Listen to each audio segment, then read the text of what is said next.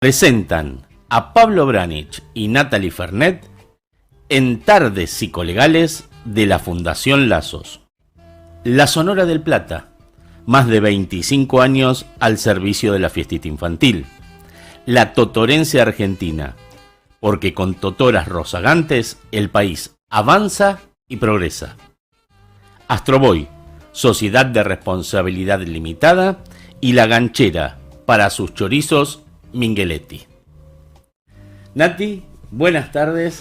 Comenzamos una nueva tarde psicolegal en Murk Televisión, Murk TV. Son, como digo yo, nuestros audiovidentes. ¿Cómo estás, Nati? Buenas tardes. Hola, Pablo, buenas tardes, ¿cómo estás? Y a los televidentes, o sí, audiovidentes. Audiovidentes. También bienvenidos a este programa hecho con amor. Amor, ¿no? Exactamente. Bueno, quiero contarles que hoy vamos a estar un poquitito, como siempre, estábamos hablando recién con Nati, apretaditos con respecto a los tiempos, porque no sé si vieron por nuestras redes sociales, tenemos un papá de la Fundación Lazos que tuvo una idea, le dimos forma a esa idea y ahora vamos a tener una llamada telefónica con este papá. Básicamente vamos a estrenar un grupo porque los judicializados deben y tienen que juntarse para compartir esa transición que hay entre una orilla y la otra. Entonces ahora, mientras Nati va a leer alguna publicidad, algo de eso, y va a decir algo, yo voy a hacer al aire, como hacemos siempre, con tranquilidad. Vamos a llamar primero aquí a nuestro querido operador. Bueno, vos comunicate tranquilo. Dale. Con el invitado que Sí. tuvo mucha repercusión la semana pasada, por eso lo tenemos hoy nuevamente. Y bueno, publicita en Tardes Psicolegales y lleva tu negocio al siguiente nivel. Hace que tu marca suene, anuncia en Tardes Psicolegales y conecta con una audiencia interesada en derecho, psicología y bienestar. Podés reservar tu espacio en el 11 65 60 39 31, 11 65 60 39 31, que aparte es el número de Pablo 24/7, donde te puedes comunicar y él te va a atender enseguida. Bueno, no sé si lo tenemos ahí al muchacho Víctor, que está con nosotros. Yo le voy a hacer un breve relato, porque realmente es un amigo de la casa. Tenemos hoy en Tardes Psicolegales, queremos compartir una noticia muy especial. Desde la Fundación Lazos estamos lanzando un espacio nuevo, necesario y profundamente humano. Un grupo de ayuda y contención para papás judicializados. Hombres que muchas veces quedan en silencio en medio de procesos judiciales vinculados a sus hijos, sintiéndose solos, desorientados y muchas veces sin tener ningún tipo de herramienta. Este grupo será coordinado por Víctor, un papá de la Fundación comprometido, con experiencia vivida en carne propia y que hoy asume el rol de coordinador nacional de grupo de papás. ¿Por qué digo coordinador nacional? Porque vamos a intentar replicar estos mismos grupos en cada punto del país, por lo menos en una primera instancia dentro del país, y luego lo haremos en forma internacional con estos mismos grupos. Así que no sé, señor operador Néstor, si tenemos por ahí a Víctor. Hola Víctor, ¿cómo estás? Buenas tardes. ¿Qué tal, Pablo? ¿Cómo estás? ¿Cómo estás vos, Víctor? Natalie. Hola, Víctor. Bien, ¿qué tal? Bienvenido. Buenas tardes. Bueno, vamos a Gracias. hacerte una serie de preguntitas, así podés contarnos un poco de qué se va a tratar esto, Nati. Sí, bienvenido a Tardes Psicolegales, Víctor. Y la pregunta es la Gracias. siguiente. Queremos saber un poco de vos y quién sos y qué te llevó a involucrarte con Fundación Lazos. Bueno, soy padre de 3 hijos. Hace 6 años que no veo a mis hijos. Mi tercer hijo es una nena, es con mi actual pareja. Estamos hace 5 años. Y lo que me llevó a involucrarme con la Fundación Lazos, bueno, fue justamente esto. Estos 6 años que son de constante lucha y que no van a terminar, para poder reencontrarme con mis hijos. ¿Cómo nació esta propuesta de crear un grupo de papás judicializados? ¿Cuál fue el clic que te movilizó a impulsarlo? Bueno, desde el día que dejé de verlos, empecé y me acerqué a Fundación Lazos, empecé a escuchar historias de muchos padres y de todo lo que le pasaba a ellos y que no había una contención, primero desde la parte judicial, ¿no? De los juzgados, no había una contención para los padres que están pasando estas situaciones y bueno, yo me encontré en la necesidad de tener la intención de crearlo, ¿sí? Para poder charlar, para poder contenernos y darnos aliento entre nosotros, que quién más que nosotros sabemos qué es lo que pasamos, qué es lo que sentimos, y por ahí a través de nuestras historias y nuestra forma de resolver esos inconvenientes o esos problemas, poder replicarlo en otros. ¿Qué sentís que puede cambiar a un papá que atraviesa estas situaciones si tiene un espacio donde ser escuchado y contenido? Mira, creo que todos tenemos muchas personas alrededor que nos pueden escuchar nuestros problemas, pero creo que esas personas muy pocas veces van a poder entender realmente qué es lo que se siente estar pasando esto. Y creo que a muchos les serviría poder contar qué es lo que les pasa, a otros poder escuchar, a otros poder sentirse parte de un grupo de personas que atraviesan lo mismo que ellos y ojalá se dé muchos otros que ya lo pudieron superar. Creo que les serviría, nos serviría a todos eso. Víctor, ¿cómo va a funcionar este grupo en la práctica? ¿Dónde se van a reunir? ¿Con qué frecuencia? ¿Qué dinámica van a tener esos encuentros? Bueno, en primera medida lo vamos a hacer en la sede de la Fundación, en Wilde. La dinámica sería, la frecuencia va a ser una vez por semana, ¿sí? La dinámica es hacer un encuentro donde todos podamos charlar, contar lo que nos pasa, cómo nos sentimos, también poder recibir alguna sugerencia de cómo poder resolver o llevar adelante ese problema que estamos teniendo, y también poder preguntar y llevarnos, que creo que es lo más importante, llevarnos una buena charla, un buen consejo, un abrazo, ¿sí? Una mano que te den. Consulta, a ver, imaginando, ¿no? ¿Vos qué rol crees que puede tener este grupo que estás formando en el contexto judicial? ¿Un impacto positivo? ¿Hasta inclusive cambiar un vínculo con los hijos? Sí, ojalá se dé, ¿no? Claro, todo esto es lo que uno pretende que pase. Claramente todo esto también iría acompañado con la justicia, con que ellos puedan llevar esto adelante también y lo acompañen. Creo que serviría muchísimo a muchos para poder sobrellevar estas situaciones y por ahí evitar, ¿sí? Evitar estos inconvenientes o estos traspiés judiciales que nos suelen suceder a todos cada 3 meses. Bueno, Víctor, ¿y qué le dirías a ese papá que te está escuchando, que está viendo esta propuesta por el streaming que estamos haciendo y que no sabe si dar o no ese paso de participación en este tipo de grupos? No, le diría que se anime, ¿sí? Que somos muchos y como lo pienso yo y creo que lo pensamos todos, estamos despertando de esto, ¿sí? De estar encerrados en una habitación llorando o lo que surge en ese momento, y que se anime y que venga, que se acerque, que participe, así sea solamente para escuchar, porque a veces escuchar sin hablar, solamente escuchar lo bueno que le está pasando al otro o cómo el otro hizo algo para que le pasen las cosas bien, ya es mucho. Todo se va a ir dando de a poco, hay que tener fe, esperanza y no abandonar la lucha nunca, jamás. Eso no se hace. Yo creo que voy a tomar estas palabras como para finalizar, que dijiste vos, el despertar, porque hay muchos colectivos que no sé si son muchos, la verdad que no sé si son muchos en cuanto a cantidad, en personas, pero sí son muy ruidosos esos colectivos. Y tal vez este despertar que estás diciendo vos haga ver que existe otra parte de la justicia, otra parte de la cara de la moneda, otra parte por descubrir también, y que bueno, y que esto puede llegar a ser el principio de un cambio tan esperado en los fallos judiciales, en la forma de transitar un proceso. Así que bueno, yo desde mi puesto de presidente de Fundación Lazo, la verdad que te felicito y desde ya vas a contar con todo el apoyo de la Fundación.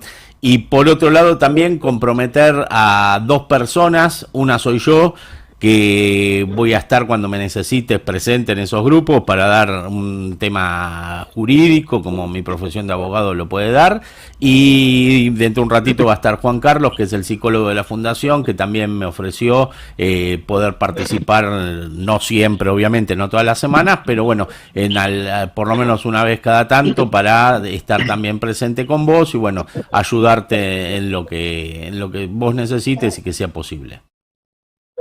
Genial. Bueno, Pablo, yo te pediría 30 segundos más si es posible. Son tuyos.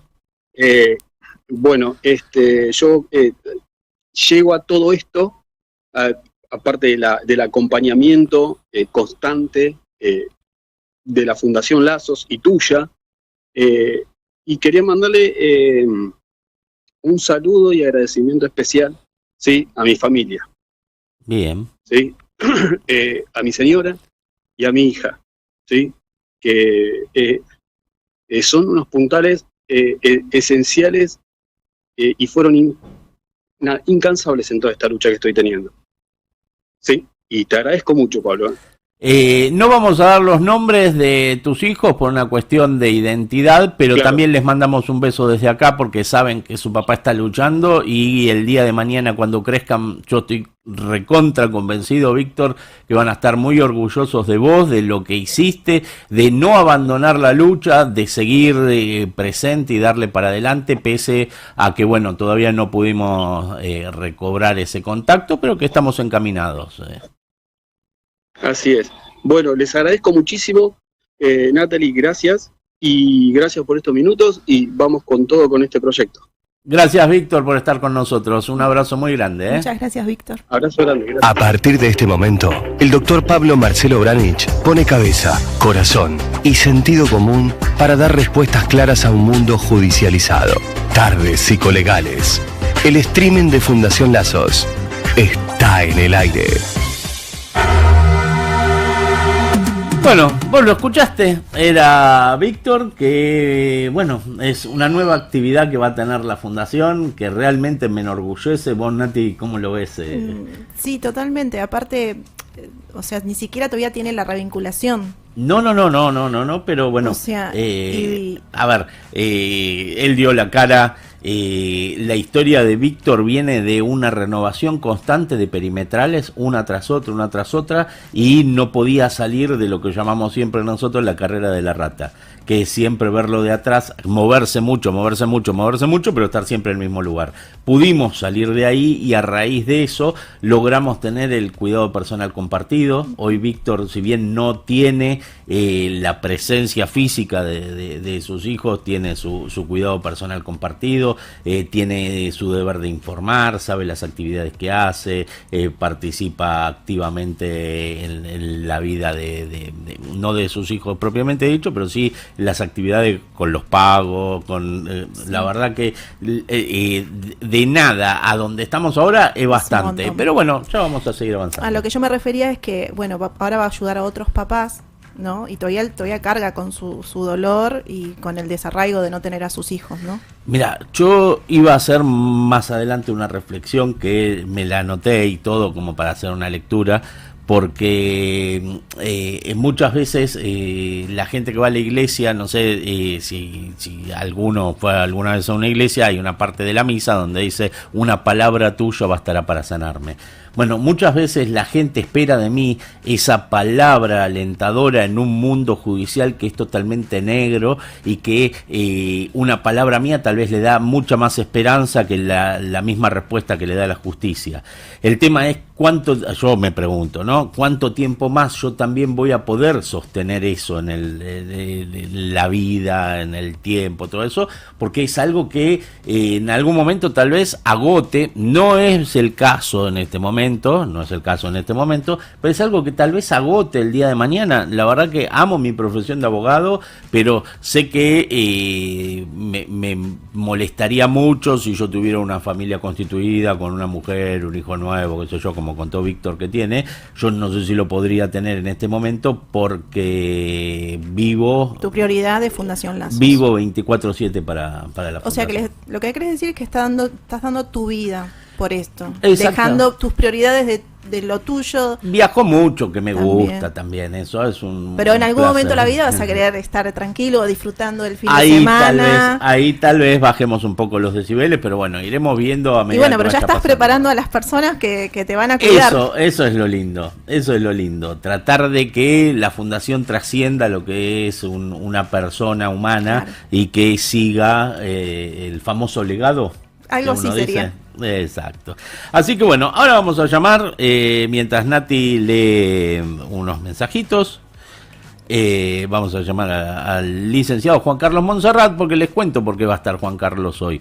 Porque no era de la partida del día de hoy, porque teníamos otra programación, que dicho sea de paso, el miércoles de la próxima semana va a estar con nosotros Fabián Llanola, contando un poco de la falsa denuncia que él fue víctima. Y la otra semana, creo que es 30, va a estar una jueza de menores de Rosario, la doctora María del Carmen Musa, así que también vamos a estar hablando de lo que es la ley penal juvenil y algo muy interesante que ella está haciendo, que se llama Justicia Restaurativa. Es más, tiene una fundación que se llama Enclave Restaurativo. Así que vamos a aprender un poco qué significa restaurar el mismo mal que haces vos cometiendo un delito. Y es muy interesante lo que está logrando con eso. Al menos es una prueba piloto que se está haciendo por ahora en Rosario, Santa Fe, que se podría llegar a replicar en varios puntos más del país.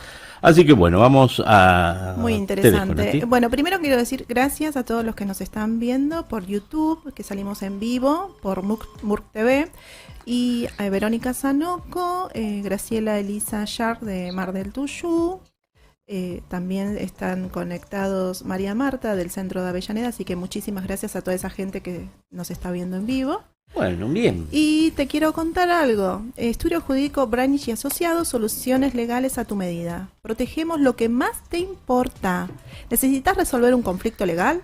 En Branich y Asociados te brindamos asesoramiento especializado en derecho de familia, sucesiones y más. Confianza, profesionalismo y resultados. Agenda este número, aparte agéndatelo porque Sí. es el número 24/7 de Pablo, donde ahí podés llamar, escribir mensajitos. ¿Qué te mandan? ¿WhatsApp? ¿Audio? WhatsApp, Ahí está. audio, de todo. De menos insultos recibo de todo. Que es el 11 65 60 39 31, repito, 11 65 60 39 31. Y para el próximo programa vamos a tener una nueva publicidad, les voy avisando a todos, Nati se ríe, pero ¿querés spoilearte? Bueno, voy a spoilear. Sí, Nati. Bueno, que soy arteterapista y el que quiera comunicarse conmigo para ir a clases particulares, Bien. que voy a domicilio, se pueden comunicar conmigo al 11 59 65 06 94, 11 59 65 06 94 o ¿Para qué número dijiste? 11 59 65 06 94. Perfecto, muy bien. O si no, a mi Facebook o Instagram, que es Natalie Fernet. Natalie Fernet, vos la conocés, famosa, en Murk TV y en Tardes Psicolegales. Lo tenemos a Juan Carlos Monserrat por ahí. Hola Juan Carlos, buenas tardes, un gusto tenerte nuevamente, habitué que seas de Tardes Psicolegales. ¿Cómo estás, Juan?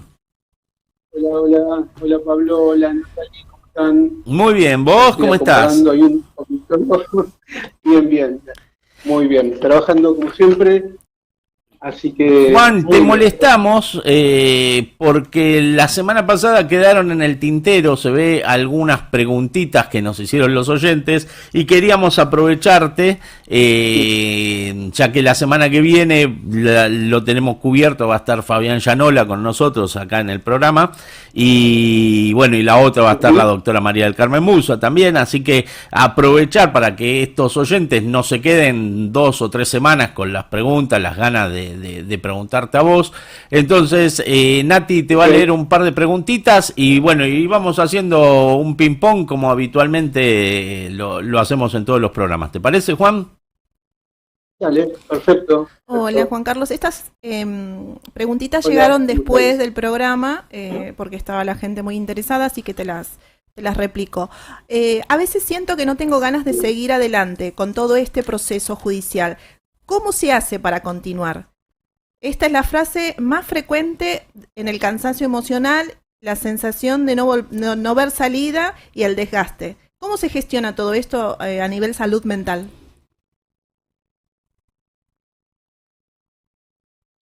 Ok. ¿Me escuchan bien? Sí. Sí, Sí, sí, sí. te escuchamos bien. Ah, ok. Y te vemos lindo también, Bueno, lindo jopo. muchas gracias. Eso siempre es bueno, gracias. Desde los 3 años. Ah, bien. Entonces, Yo tengo un volviendo jopo, pero al acá, punto. mirá, acá atrás lo tengo Un yo. remolino es Un eso. remolino, pero se me arma un jopo acá atrás. Bueno, Muy bien, muy bien. Bueno, volviendo al punto, maneras de gestionar la ansiedad frente a un proceso judicial, y creo que algo habíamos hablado en el sentido de que para muchos, la mayoría, o para todos, es algo nuevo a lo que nunca se enfrentaron.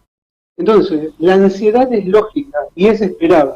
Eso es lo que a veces desespera, esa sensación nunca percibida, digamos, nunca antes percibida en esa magnitud. Pero hasta cierto punto, esa ansiedad es un disparador, es necesario, es una señal de alerta, ¿sí? Lo que hay que estar atentos, prestar atención justamente es cuánto dura esto y cuánto se va acrecentando para que no se convierta en algo patológico, ¿sí? En algo tormentoso. Pero no podemos renegar de ese estado ansioso porque es parte de la situación, es parte del cómo, viene de la mano de ese proceso. ¿Sí? Juan, como Siempre, exjudicializado, sí. te pregunto, como exjudicializado, Sí. porque esto de la angustia está a un paso de la depresión. Algunas personas tienen más herramientas y se quedan en angustia, otras personas tienen menos herramientas y pueden llegar a pasar a la depresión. ¿Cuál sería el límite el límite clínico, llamémoslo, entre una angustia y una depresión? ¿A cuánto estás del manejo de una depresión con esto? Se fue Juan, me parece. ¿O estás ahí, Juan? Estás ahí. Ahí te vemos bien. Estoy acá, estaba acomodando la señal, estaba bueno. un poco perdida. Ahí está. Sí, si entendí bien tu pregunta. Yo siempre hago una diferencia en 3 instancias. La tristeza, la angustia y la depresión. De las 3 instancias se puede volver. A medida que vamos transitando este camino, se hace un poco más complejo y más difícil. No es lo mismo volver de la tristeza que volver de la angustia, que volver de la depresión. Entonces, la ansiedad, y acá vale, digamos, quizás se entienda un poco más, actúa como una señal en dónde estoy parado, qué instante estoy parado. ¿Sí? A veces la angustia es como que se percibe como una tristeza grande, pero la diferencia es que empieza a afectar físicamente y aparecen síntomas reales físicos, ¿sí? Que después hay como una desconexión, si esto continúa avanzando, es donde uno llega a la depresión, ¿verdad? Sí, Entonces, en el medio, tanto que la ansiedad suba y se convierta en una ansiedad generalizada, o que la ansiedad desaparezca al punto de la diferencia, llega a ser conflictivo. Entonces, respondiendo específicamente la pregunta, de los 3 estados se puede volver, ¿sí? Pero hay que tener como señal de alarma nivel de ansiedad que uno está atravesando.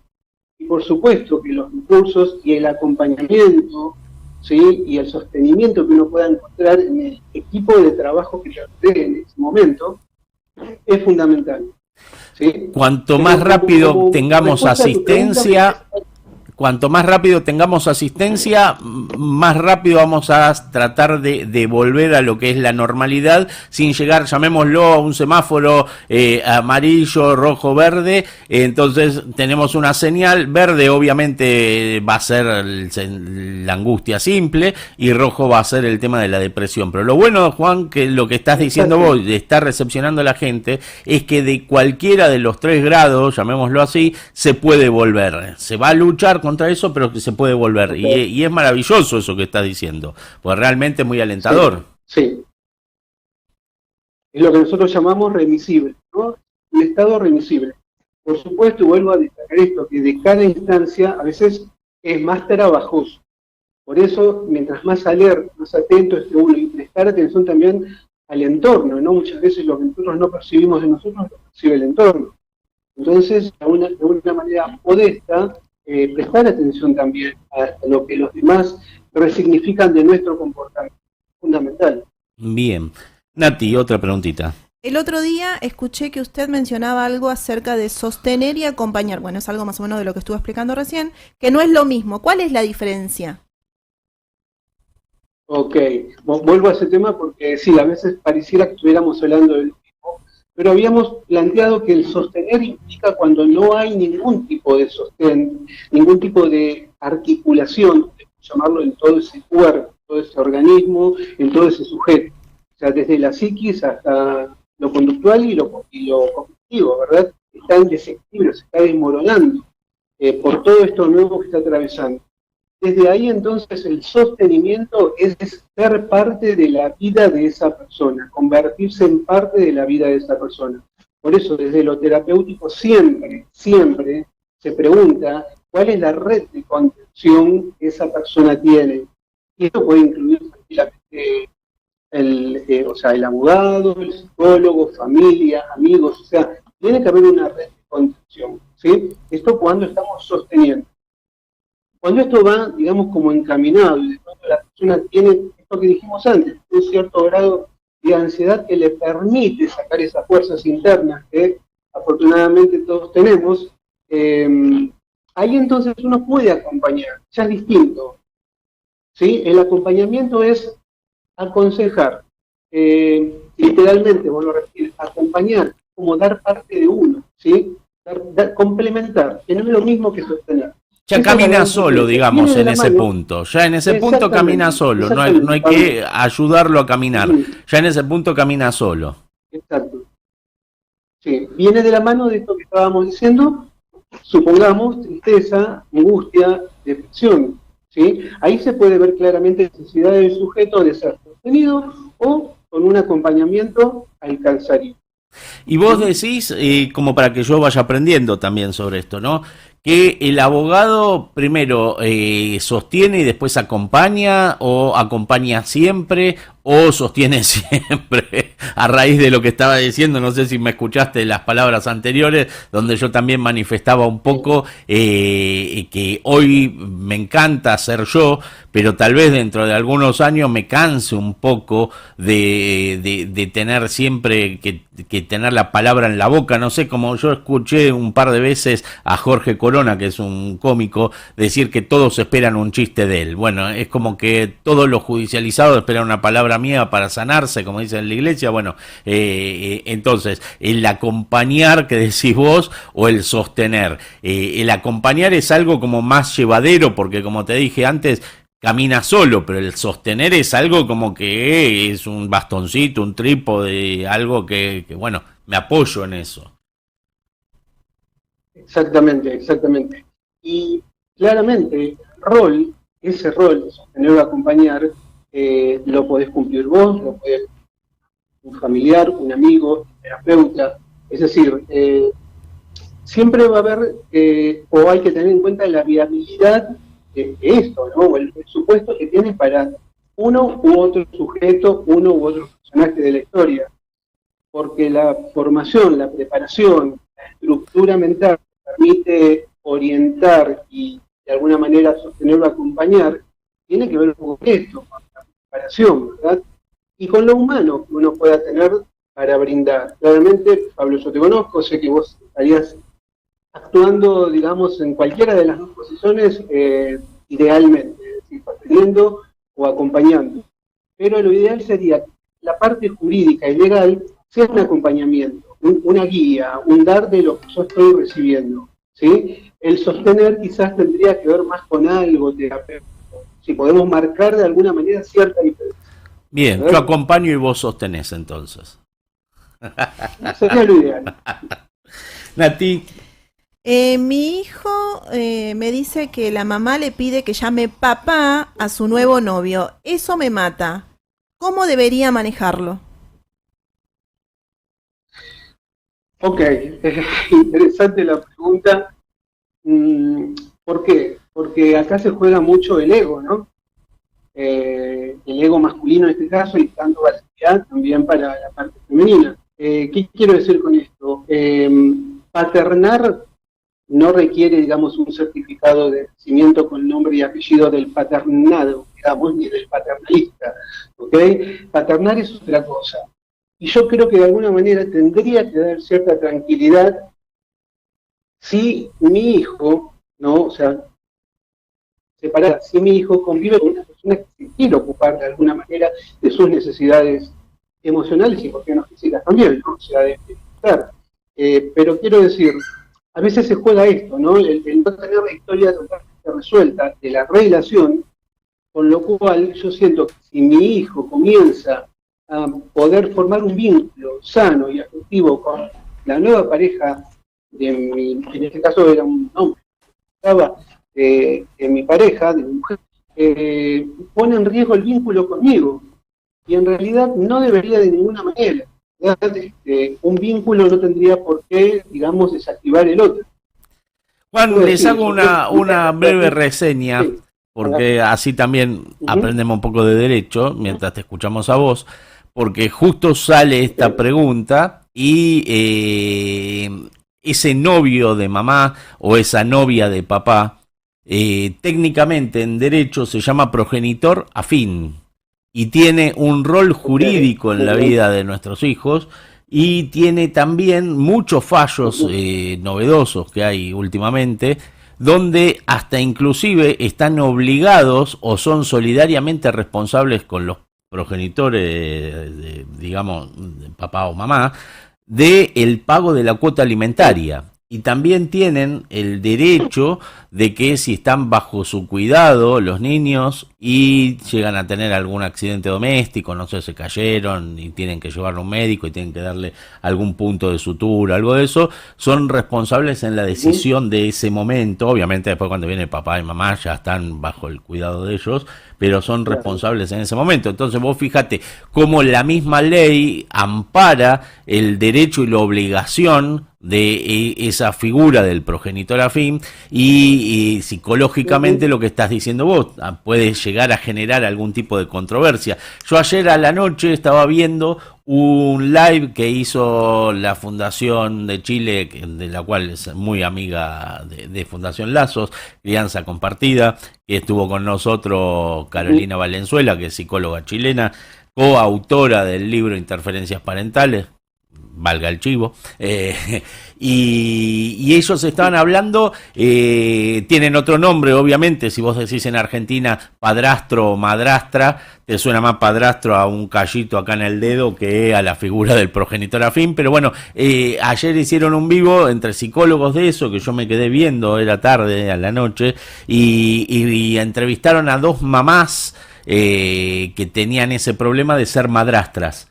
Y contaban los celos y las rivalidades que había entre las mamás, digamos, que habían sido progenitoras directas de los niños y ellas que cumplían el rol del cuidado de esos chicos, porque la mayoría de los papás que tenían ahí eran de cuidado compartido equitativo, vale decir que estaban 4 días de una semana, 3 Claro. y al revés la otra semana, 3 días y 4 días. O sea que pasaban la misma cantidad de tiempo con papá que con mamá, pero cuando estaban con papá, papá se iba a trabajar y quedaban al cuidado de estas madrastras, como se decían ellas, y bueno, y surgían un montón de cuestionamientos que le hacían esos niños también a estas mujeres, donde le decía que vos no sos mi mamá, cómo me vas a retar, y bueno, y cómo se posicionaban ellas frente a ese reclamo, porque viste, vos tenés dos formas también de actuar, o actuás amedrentándote o actuás avasallando, y estas chicas contaban que ella tenía una forma muy recta en su accionar, digamos, mi casa no es una democracia, en mi casa se hace de esta forma, y que las chicas empezaron al principio como a enfrentarlas, pero después empezaron a ver que esos límites eran sanos, de dormirse a las 10 de la noche, allá es mucho de tomarse un vino a las 10 de la noche, de que se vayan a dormir los chicos y se quedan los grandes, por ahí los chicos cenan y los grandes pican, es muy común en Chile, entonces bueno, me quedó eso de la atención, y justo viene a colaboración de esta pregunta que te hizo Nati recién. Sí, sí, sí, perfecto. Mirá dónde llegamos con la pregunta, somos luz desde los lugares. ¿Viste? ¿Tenemos otra, Nati? Jurídico. Sí, hay otra pregunta para Juan Carlos. Tuve que empezar a tomar medicación para manejar la ansiedad. Nunca la necesité antes de todo esto. Me asusta. Bueno, bien, primer dato, no hay que tener miedo a la medicación. El médico psiquiatra no es un enemigo ni un fantasma ni un monstruo, muchas veces es un complemento para la vida de muchas personas y una necesidad. Por supuesto, persona que no está acostumbrada a tomar medicación se encuentra con lo mismo que a un panorama o un mundo que nunca se imaginó estar, sobre todo las causas, ¿verdad? Porque una enfermedad uno lo puede entender, una situación de estas características no cabe, digamos, ¿no? Por ahí en el razonamiento tener que medicarme por esto. Por eso, volvemos a lo mismo, una persona que necesita la medicación es una persona que ya cruzó ese límite de ansiedad, ¿sí? De una ansiedad específica a una ansiedad generalizada. Vuelvo a aquella primera pregunta que hicimos, que tiene que ver con ese alarma. De una manera se puede evitar, pero quizás no, seamos realistas. Entonces esto a veces cobra como volúmenes inmanejables, ¿no? El avance de la ansiedad. Entonces yo diría, si te aconsejaron tomar medicación, hay que aceptarlo, porque que sea transitorio o cuánto dure, muchas veces depende del doctor. Nosotros me refiero a la persona la persona medicada, ¿verdad? El tiempo que va a pasar en esa situación, la fuerza, las herramientas, las estrategias que encuentre como para poder salir pronto de eso y dejar de tener ese complemento médico, ¿verdad? Sí, obviamente no es lo ideal, pero muchas veces es necesario. Sí. Juan, te Sí. consulto, porque tengo un caso en el juzgado de familia de Lanús, y ese juzgado me da muchas insatisfacciones. Hay juzgados que te dan satisfacciones, otros te dan insatisfacciones.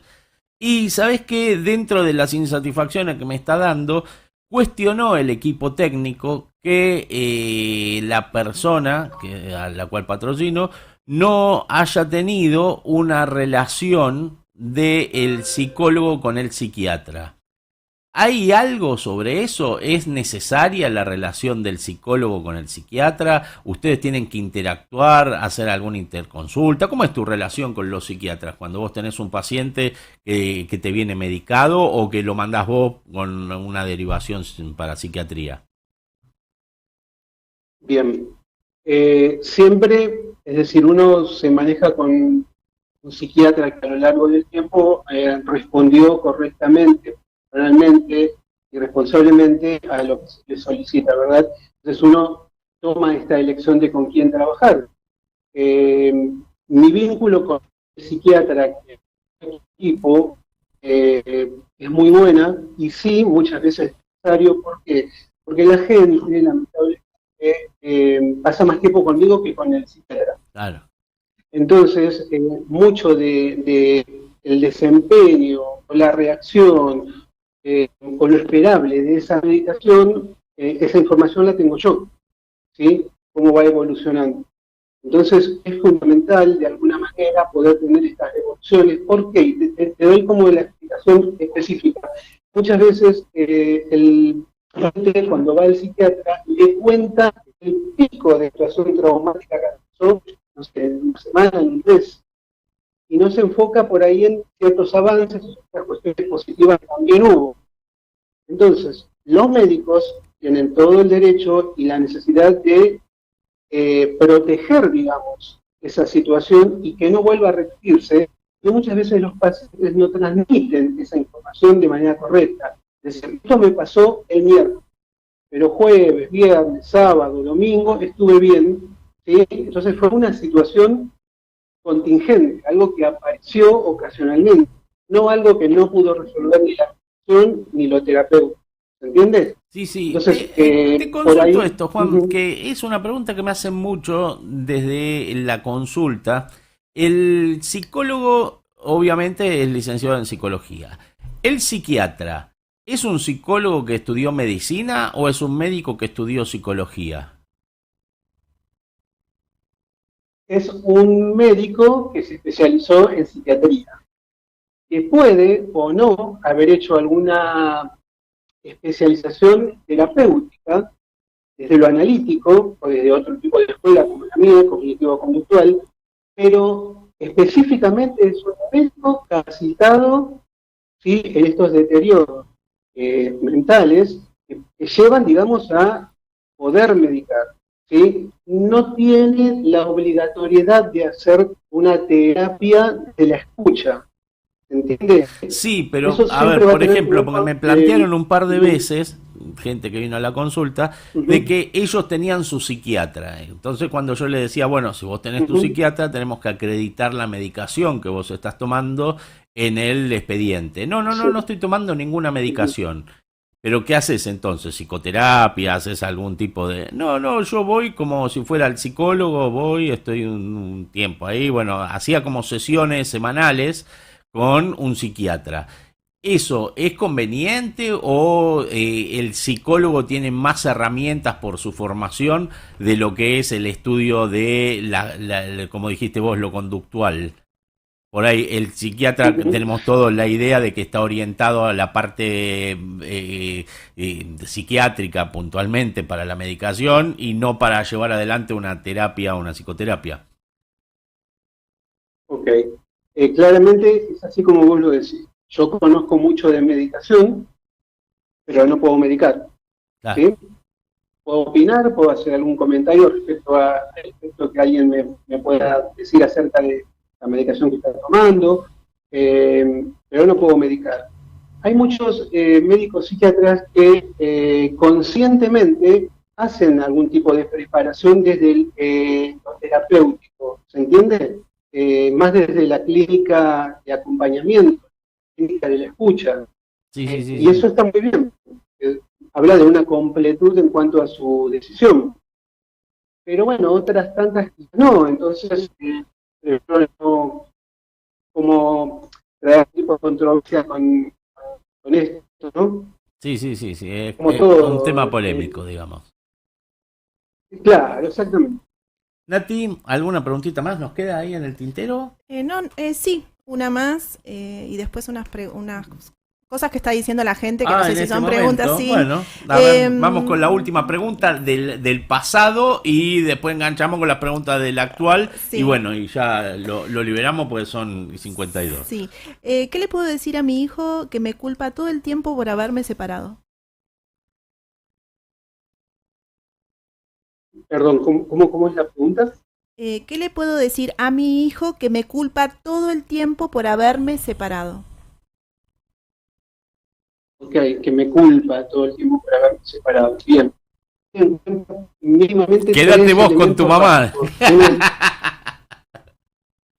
Digamos, eso en lo criollo podría venir cualquier tipo de respuesta, claramente.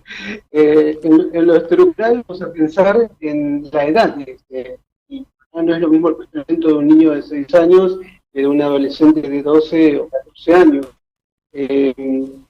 Digo dentro de lo que es cuestionable. Es un chico de 18, no es el planteo. Se me ocurre que estaríamos en la adolescencia. Hay algo muy a tener en cuenta, que tiene que ver con el vínculo que ese padre o esa madre tenga con ese niño, como para hacerle entender de alguna manera.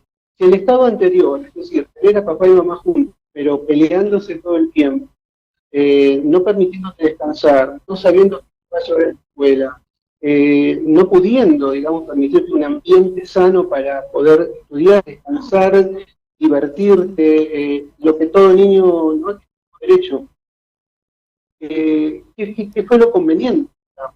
O sea, esa situación era viable, esa situación era aceptable, era mejor que en este caso tener que readaptarse a tener padres separados que te pueden amar de la misma manera, ¿verdad? Que no va a cambiar ese aspecto, ese amor. Eso de alguna manera depende de los participantes en la historia, y cómo lo vayan a manifestar. Pero ese planteamiento, vuelvo a decir, es muy lógico. Es muy lógico porque el niño en ese momento no va a recordar si papá le pegó a mamá o mamá le pegó a papá, o digo, no, en ese momento no. Está carente de ese afecto que él creía como un ambiente seguro. En realidad quizás no lo era. Y ahí es donde tener una madrastra o un padrastro hace de una familia ensamblada que ese amor crezca y se multiplique por dos familias, digamos. En vez de tener un cumpleaños va a tener dos, en vez de tener una Navidad va a tener dos, en vez de tener un Papá Noel va a tener dos, todo duplicado, inclusive también el amor, obviamente, ¿no? Exacto, exactamente. Sí. Bueno, Nati, de las preguntas nuevas, ¿qué tenemos? Bueno, justamente de lo que estabas hablando, Verónica Sanoco dice, buenas tardes, el que en la opinión de ella, compartir con 4 padres, madrastra, padrastro, padre, madre, no está bueno porque en una semana la verdad no es sano para la salud de los menores. O sea, y aclara, por ahí puede estar equivocada, pero es su pensamiento y le encanta el programa. Bueno, muy bien. Dime, Juan. Bien. Obviamente que no podemos ir contra la experiencia o lo que cada persona haya experimentado de este tipo de vínculos, ¿verdad? Cada experiencia es individual, es diferente, y así como la persona describe su experiencia frente a esta cuádruple paternidad y maternidad, digamos, para tomarlo de alguna manera, para otros quizás sea una linda experiencia y una buena experiencia, y todo va a depender, vuelvo a decir, me encanta usar la palabra personajes de la historia, entonces todo va a depender de los personajes de la historia, ¿verdad? Cuánto de real y cuánto de ficticio tengan un juego como para tomar las cosas de una manera real o de una manera actuada. Muy bien. Bueno, después puso que otra persona que se llama María Muray, un psiquiatra siempre medica, es básico en el tratamiento. Y también puso que podría decir al niño que ella tiene derecho a estar bien y ser libre y ser feliz si eligió separarse y estar con otra persona. Ah, sí, eso viene a colación de la otra Sí, la gente pregunta. está comentando, Claro. está muy enganchada con el tema. Y después, Alejandro Paulino, excelente información y aplausos para Pablo y el grupo de apoyo de papás. Abrazo grande a Víctor. Somos muchos y estaremos siempre acompañando. Bueno, muy bien. Bueno, Juan, tu reflexión final que hacemos en todos los programas y te vamos a liberar por lo menos por 2 programitas seguro.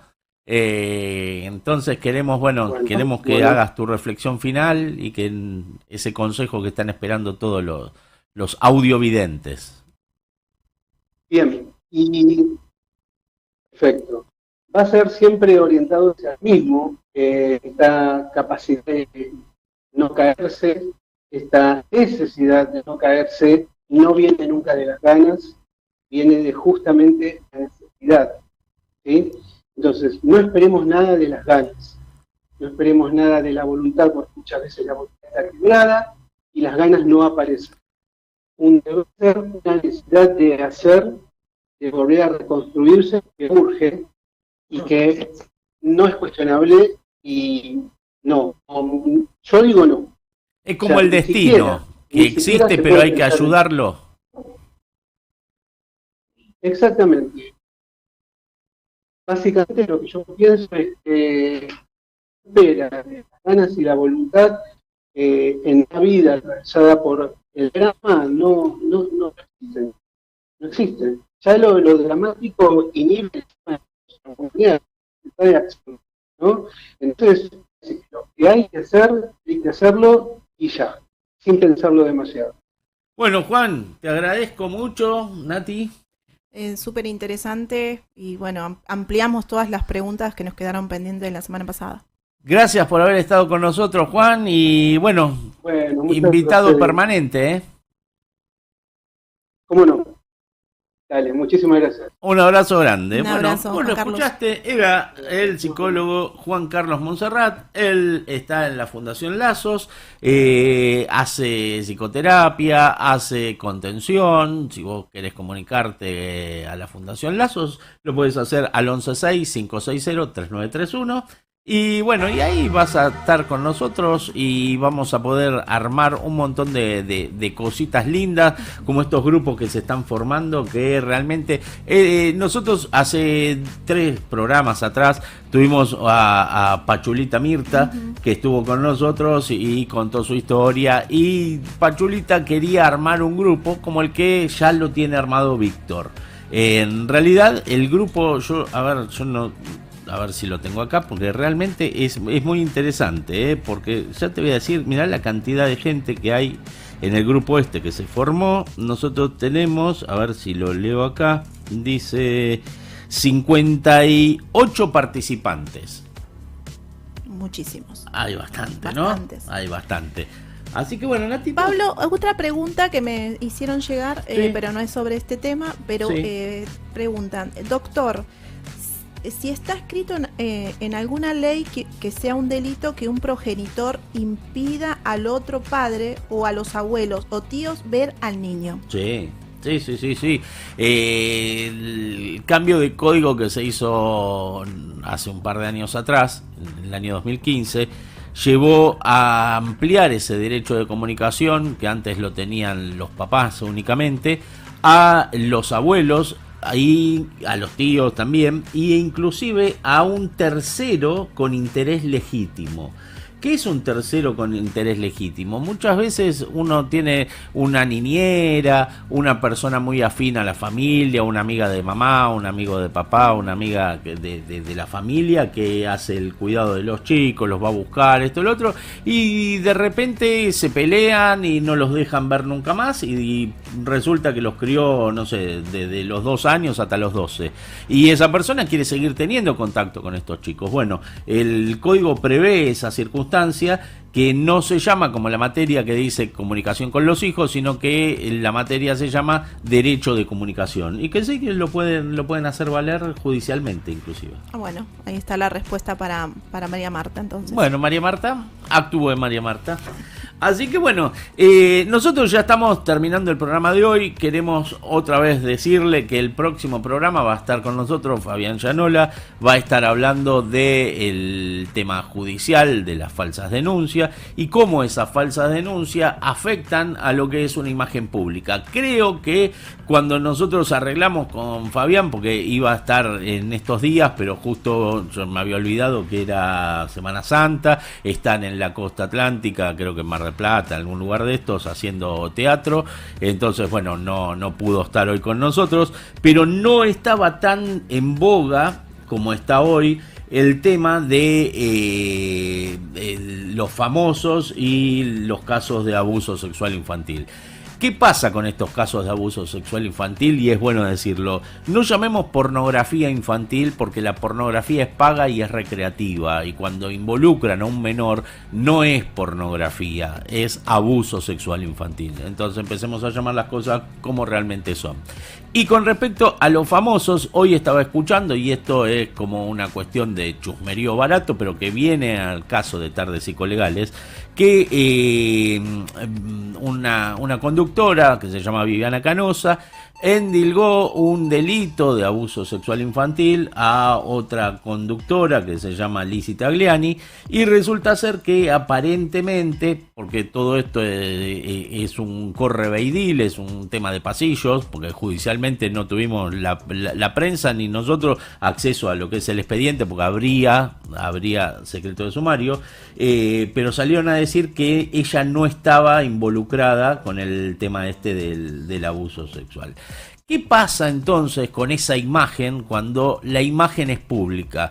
Porque que hayan hecho una falsa denuncia contra mi persona, que yo no soy público, contra Víctor, contra cualquiera de las personas que viven de otra cosa que no es su imagen pública. Ahora, ¿qué pasa cuando se hace una denuncia contra una persona que es pública, después se retracta? ¿Cómo se retracta para atrás? Nosotros en la Facultad de Derechos estudiamos el daño resarcible, pero ¿este tipo de daño realmente es resarcible? ¿En qué forma puede volverse atrás la imagen de una persona? ¿Cuánto va a tener que trabajar Fabián Llanola para ser el Fabián Llanola que estaba hace un tiempo atrás en todos los teatros, en todas las temporadas de Mar del Plata, en todos los programas de televisión, hacía Viva la Comedia, Viva esto y lo otro, ponía el canal y estaba 24 horas Llanola en todos los lugares? De repente, pobre, tuvo que desaparecer de todos los lugares.